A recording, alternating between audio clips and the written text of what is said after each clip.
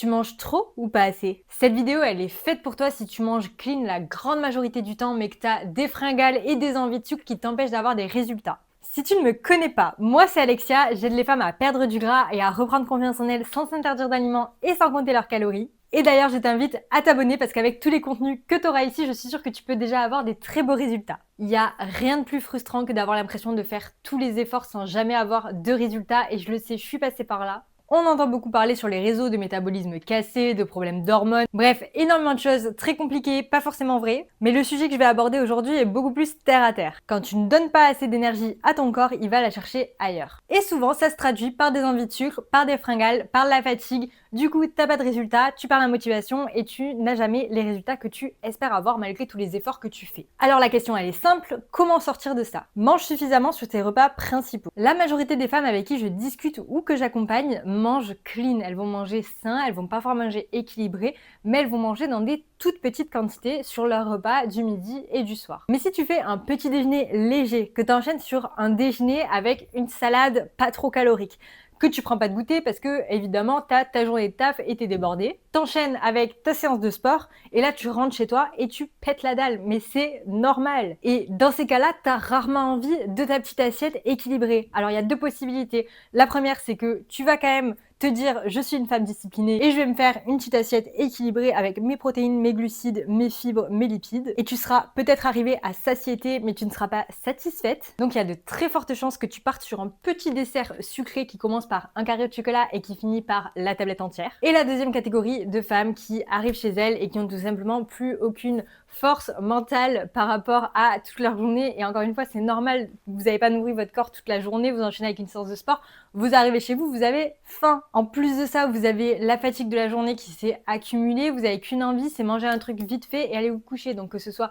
commander, soit manger des pâtes, tout simplement. J'en ai beaucoup qui mangent des pâtes. Bref, que ce soit dans le premier cas ou dans le deuxième, c'est pas un manque de volonté, c'est tout simplement un manque d'énergie. Et un corps qui manque d'énergie va te pousser vers des aliments qui vont être sucrés, qui vont être gras, qui vont être transformés et qui en plus vont être hyper faciles d'accès. Parce que qu'on se le dise, c'est quand même beaucoup plus rapide d'attraper la tablette de chocolat et un morceau de pain dans le placard plutôt que de se préparer un petit poulet brocoli avec du riz. Et là, je te parle du soir, mais je le vois aussi beaucoup sur l'après-midi. C'est-à-dire qu'il y a beaucoup de femmes qui vont pas forcément prendre de goûter, mais qui vont grignoter à droite à gauche quelques amandes et un petit carré de chocolat, et je vais rajouter un petit peu de lait dans mon café, et ainsi de suite. Alors oui, effectivement, tu vas prendre 5 amandes, c'est pas énorme. Mais si tu prends 5 amandes, plus un carré de chocolat, plus un petit peu de lait, plus une petite poignée d'amandes, et ainsi de suite, le cumulé de ta journée va faire que tu risques de sortir de ton déficit calorique et ce qui fera que tu n'auras pas de résultat. Alors que si tu mangeais plus sur tes repas principaux, donc le déjeuner, le petit déjeuner même, le déjeuner, que tu te fasses un vrai goûter équilibré et que tu te fasses un vrai dîner, tu auras beaucoup moins de grignotage, de fringales et du coup, tu auras un déficit qui va être contrôlé. Parce que je te le rappelle, mais pour perdre du gras, il suffit de mettre en place un léger déficit calorique, que ce soit à travers le sport ou l'alimentation. Mais si tu crées un léger déficit qui est ici et que dans ta journée, tu vas grignoter quelques amandes, quelques carrés de chocolat, etc., que tu comptes pas forcément dans ta journée et qui vont te faire regrimper ici, en fait, tout simplement, tu sors du déficit calorique. Alors que si tu manges davantage sur tes repas principaux et que tu supprimes les grignotages, ou en tout cas que tu les diminues, bah peut-être que ton déficit qui sera là va passer ici, mais tu seras toujours en déficit. Et donc, tu perdras du gras. Alors si déjà en écoutant ça, tu te reconnais un peu trop dans tout ce que je viens de décrire, n'hésite pas à m'envoyer un message, je te mets le lien en description, on en parle et on trouve des solutions ensemble. En deux, ça va être intéressant de construire de la masse musculaire. Et pour construire de la masse musculaire, ton corps a besoin d'énergie pour performer. Globalement, si tu veux un corps plus dessiné, plus sculpté, plus tonique, tu vas avoir besoin de te muscler. Et pour ça, effectivement, tu as besoin d'un plan d'entraînement qui va être structuré.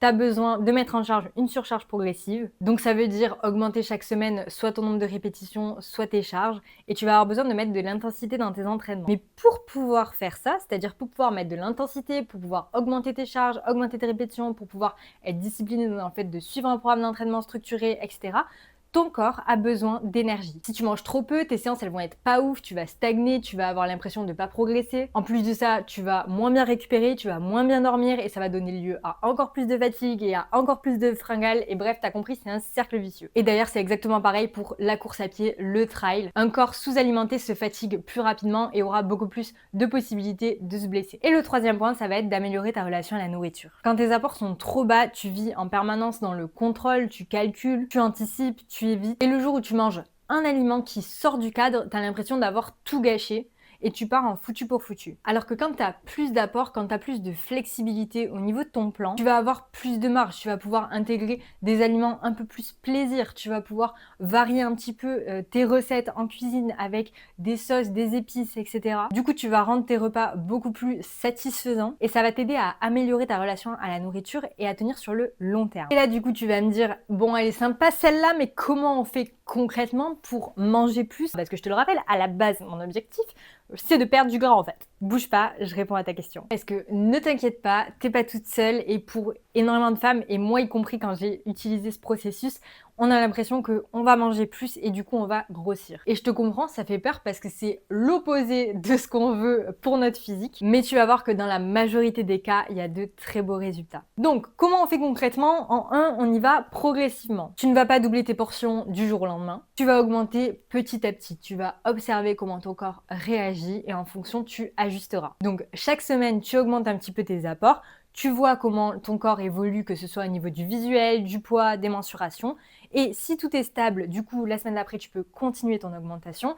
Et si tu vois que ça s'emballe un petit peu, tu ralentis le rythme et tu laisses le temps au corps de s'adapter. En deux, ça va être intéressant de comprendre ce que tu manges. Et je trouve ça hyper important que tu deviennes autonome dans ton alimentation et que tu ne dépendes pas d'un plan alimentaire ou que tu ne dépendes pas d'un système de points ou autre. Tout simplement parce qu'en fait, ça te rend dépendante à ce genre de solution. Alors que si tu comprends ce que représentent les aliments, les portions, ce qui te correspond, ça va vraiment te permettre de pouvoir te débrouiller seul par la suite. Et d'ailleurs, ça peut être très intéressant de compter tes calories, ne serait-ce que pendant quelques jours pour voir ce que représentent les aliments. Dans mon application, les filles ne comptent pas leurs calories. Elles n'ont pas en visuel le nombre de calories totales qu'elles vont manger. Par contre, sur chacune des prises alimentaires, que ce soit sur les repas principaux, déjeuner ou dîner, ou que ce soit sur les collations, petit-déj, goûter, le dessert, elles vont à chaque fois choisir un aliment sur chacune des lignes, donc un aliment sur les glucides, sur les protéines, sur les lipides. Ça leur permet de toujours s'assurer d'avoir des prises alimentaires qui vont être équilibrées et surtout de se rendre compte quel macro dominant est présent dans quel aliment, comment composer une assiette et du coup se rendre compte également des quantités que ça représente pour elles, pour leur plan personnalisé. Parce que je le rappelle, t'auras beau manger sainement, t'auras beau manger équilibré, si tu ne manges pas dans des quantités qui te sont adaptées à toi, à tes objectifs, tu n'auras pas de résultats. Et le dernier point, ça va être d'être accompagné pour t'enlever une charge mentale. Et au-delà de t'enlever une charge mentale, ça va vraiment te faire gagner énormément de temps. Tu vas pas changer de stratégie chaque semaine, tu vas pas douter chaque semaine de est-ce que je fais ça bien, est-ce que je fais ça pas bien, et là mon poids il est un petit peu augmenté, et du coup est-ce que je réduis pas ce que je dois manger, et là est-ce qu'il faut pas que j'augmente, mais du coup ça va à l'inverse de ce que j'avais prévu, bref. T'as compris l'idée. Être accompagné, c'est avoir quelqu'un qui va être objectif, qui va toutes les semaines regarder avec toi comment ça a évolué et qui va prendre les décisions à ta place. Donc pour ça, tu l'as compris, c'est hyper important que tu choisisses un coach en qui tu as confiance parce que du coup, c'est lui qui va mettre en place le processus et toi, tu auras tout simplement à appliquer. Un coach en qui tu as confiance et aussi avec qui tu es à l'aise, tout simplement parce que c'est un processus qui fait peur et que tu auras très certainement besoin d'être rassuré. Ce que je veux que tu retiennes, c'est pas forcément que tu dois manger énormément plus en termes de quantité. C'est surtout que tu dois mieux répartir tes apports sur la journée pour que ce soit plus intelligent et que tu réduises au maximum